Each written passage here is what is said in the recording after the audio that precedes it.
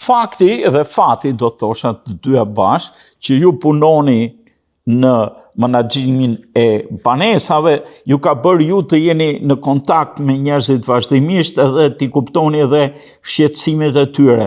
Dhe ju më thatë qysh në fillim që kjo ju shtyn që t'i shërbeni në mënyrë më të drejt për drejt, jo për të zgjedhur hallin e dikujt vetëm, po për të zgjedhur në sistem nëpërmjet legjislacionit lokal, mendoj, edhe problemet e tyre të jetës përditshme. A keni ju një platformë, duhet ta keni natyrisht, edhe cilat janë 5-6 pikat kryesore platformës u elektorale? Pikat kryesore nuk janë 6, në fakt janë më pak, sepse sikur të arrit që gjysmën e atyre deri në fund të ciklit 4 vjeçar ti përmbush dhe ishte një fitore e madhe, duke filluar me komunitete më të sigurta që ne e cekëm më parë, domethënë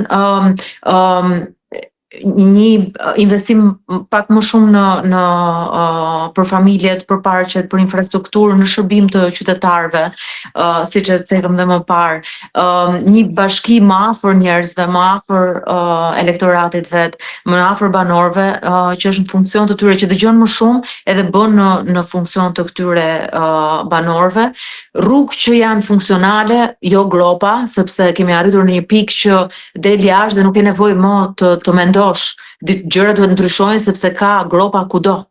Domethënë është e pamundur edhe ajo safety, domethënë it jeopardizes the safety of the drivers. Dëmton sigurinë e shoferëve, drejtuesve. Edhe gjithashtu dhe të kalimtarëve.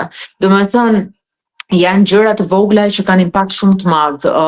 Politika lokale këtu ka direkt impaktin më të madh me qytetarët dhe ne duhet t'i marrim shumë seriozisht të gjithë kërkesat e tyre dhe çfarë po ndodh vërdall, duke pasur dhe angazhimin e banorit që cares about their community. Domethënë absolutisht asgjë nuk bëhet vetëm. Nuk e mendoj në asnjë pikë unë që mund të bëj diçka pa pasur ndihmën e një grupi apo një good team që mund të realizojë, domethënë ëndrat që nuk do jenë vetëm të mia, po dhe të gjithë banorëve të Mississaugas. Janë gjëra të vogla me impakt shumë të madh. Dëgjimi është mbi të gjitha, Rafael, sepse kjo po mungon dhe ka arritur një pikë ku filozofia e patching, domethënë patching up, domethënë thjesht duke kuruar fasadën 3 muaj përpara zgjedhjeve, nuk pi më ujë. Unë e di, kur dal nga shtëpia, kam ca gropa që ma kanë dëmtuar makinën në mënyrë të rregullt, edhe unë megjithëse unë mundohem të evitoj, kur ka makinë nga ana tjetër apo ka një kalimtar apo një biçikletë, unë nuk kam se si Ne këtu në Amerikë lëftojmë rrugët e Kanadas, po s'qen nga ashtu. Madje i me më, kur ka ardhur, më tha, po që keni më kise në Shqipëri këtu, edhe ka qenë, unë e kam ISO tani, dhe unë e përdor gjithë kohës, dhe i them, ka ardhi me më nga Shqipëria, dhe thot, janë rrugët më keq në Ward 3, dhe ka potencialin më të madh, domethënë unë e shoh në 3-4 zona, ku këto i kanë bërë rrugët që janë jashtë Ward 3, që kanë bërë, domethënë me themel rrugën, është komplete e ribër, jo thjesht patching up, domethënë mbulojmë gropa tani për 3 muaj dhe bëjmë prapë ato se the cheap material dhe gjitha çfarë përdorin sa për të kaluar radhën, it's gonna wear out. Do konsumohet shpejt edhe nuk do rezistoj. Kam diçka, domethënë shembull më konkret se janë në përditshmërinë e i shohim. Un kam një grop më përpara shtëpisë që e mbushën direkt mbasi mbaroi dimri, sepse këto kanë ato kulturën e maintenance, po i mbushin me materialet më të domethënë më të lira të mundshme, edhe tani është po prap gropa siç ishte. Madje edhe më keq se është hapur, domethënë. Këto janë gjëra që duhen ndryshuar, që mund duken të vogla, po kanë ndikim shumë të madh te përditshmëria e banorëve. Okej. Ju keni thënë se besimi fitohet duke dëgjuar personat cilët kanë nevojë. Mund të na ndani me ne një shembull që ju ka bërë të ndroni mendim ose ide për zgjidhjen e një çështje? Unë gjithmonë kam filozofinë jo vetëm të dëgjuarit, por pasi mbaroj së dëgjuari, unë gjithmonë i bëj pyetje me çdo që merrem, domethënë qoftë në punë apo këtu, kur flas me banorët, si mendon ti që do ishte më mirë për të zgjidhur? Pse? Sepse më ndihmon mua të krijoj një ide që funksionon për të gjitha palët, apo të takojmë aty tek e mesmi e artë. Domethënë, nuk e kam konsideruar kur veten më të zgjuar. Përkundrazi, jam në përditshmërinë time, mësoj nga njerëzit, sepse kanë shumë ide dhe idet duke u rrahur, domethënë zhvillohen edhe më shumë. Janë të pafundme shembujt, domethënë që nga këto që folëm, që madje në përditshmëri mua më vinë më thonë edhe banorët që e dinë që tashmë edhe më mbështesin, kanë nga 30-40 vjet këtu, biles kanë marrë ato pamfletet dhe i shpërndajnë dhe kanë dalë kështu si garant për mua, por ndërkohë thonë ti nuk ke nevojë se ti e ke forcën e vullnetit që ti bindësh njerëzit, sepse e shohin pasionin që ti ke për ta bërë këtë gjë, edhe bën sens e tregojnë edhe kualifikimet e tua të gjitha. Janë nga më të panumërtat, Rafael, domethënë është janë gjëra që unë gjatë gjithë kohës konsultohem me banor për të gjetur zgjidhje më të mirë dhe më efektive për to. Keni përballë një kundërshtar tjetër në Këshillin Bashkiak, cili ka mendimet e veta, si do përballeni me këto kundërshtime, a mund të ndërtoni konsensus dhe me të, si e keni menduar, si do t'jetë dita e parë e juaj në punë? Unë kam, domethënë, e kam me shumë dëshirë të jem në debat me s'është më kundërshtari, është thjesht leadershipi aktual. Unë nuk po kandidoj kundra dikujt, unë po kandidoj për të marrë një vend që mendoj që mund ta mbuloj më mirë se leadershipi aktual. Mendoj që sigurisht që në këtë pikë ne në Këshillin Bashkiak jemi shumë city councilors, domethënë se unë e bëra tani sigur ja ndova vetes mora. Fitova, do ta marrë patjetër. Po do ta marr se unë domethënë e them pa ndroje dhe pa domethënë duke lënë më një anë modestin. I'm not running to run, I'm running to win. Edhe nuk kam absolutisht asnjë dyshim për këtë dhe jam shumë e bindur që shumë njerëz do më gjykojnë, por unë e gjykoj veten në bazë të aftësive të mia dhe mënyrës se si e kam parë veten të punoj. Edhe shumë njerëz që më njohin e kuptojnë shumë mirë se çfarë po them. Për pjesën tjetër mbetet që unë t'ia tregoj njerëzve që uroj që t'i fitoj besimin edhe votën. Ne ju urojmë të gjithë mirat, por njëkohësisht si thamë dhe në fillim, ju jeni vajza e një aktori të dashuruar nga të gjithë shqiptarët, aq më tepër nga unë si Dursak, që kam interpretuar me babain tuaj. Do desha të di, atë që do deshte të dinte edhe çdo teleshikues, çfarë keni trashëguar nga babai juaj?